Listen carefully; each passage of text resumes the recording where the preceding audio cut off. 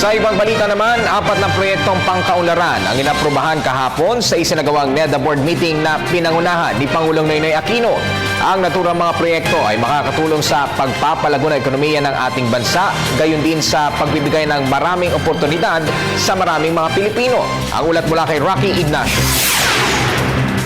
Inaprubahan ni Pangulo Aquino ang mga programang magpapalawak pa ng economic opportunities kasabay ng pagpapabuti ng pampublikong transportasyon sa bansa.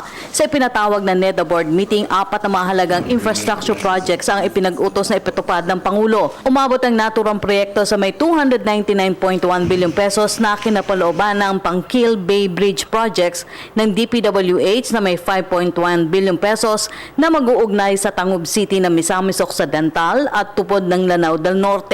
Ito ang magsisilbing gateway ng economic growth sa Northern at Western Mindanao. Ngayon ay may tulay ng gagawin para ma-reduce yung travel time at mula sa 2.5 oras, 37 minutes na lang yung kanilang pagbibiyahe.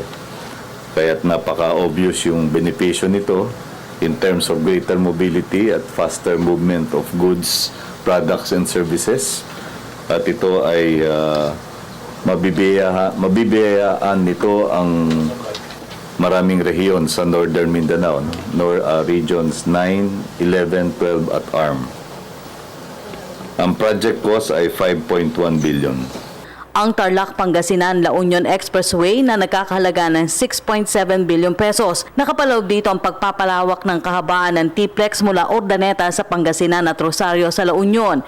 Inaprobahan rin ng NEDA ang pagsasaayos ng connectivity ng 2 railway projects. Ang North-South Commuter Railway Project na umabot sa 117 billion pesos kung saan nakapaloob ang pagbuo ng 36.7 narrow elevated gauge commuter railway mula sa Malolos patungong Tutuban. Ang North-South Railway Project Southline na nagkakahalaga ng 170 billion pesos. Nakapaloob sa proyekto ang commuter railway operation sa pagitan ng Tutuban at Calamba at sa 2 long-haul railway operation sa pagitan ng Calamba, Batangas at extension ng Tutuban at Legazpi at mula Legazpi hanggang Matnog.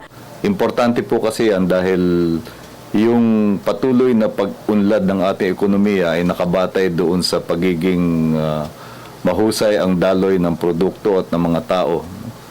At na-identify na po yung congestion sa Metro Manila bilang isang pangunahing problema. Malaking oras at malaking halaga ang nasasayang dahil sa mahigpit na kondisyon ng traffic sa Kamaynilaan.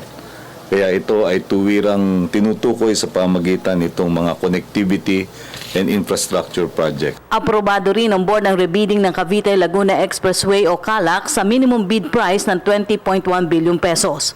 Para sa Telebisyon ng Bayan, Rocky Ignacio.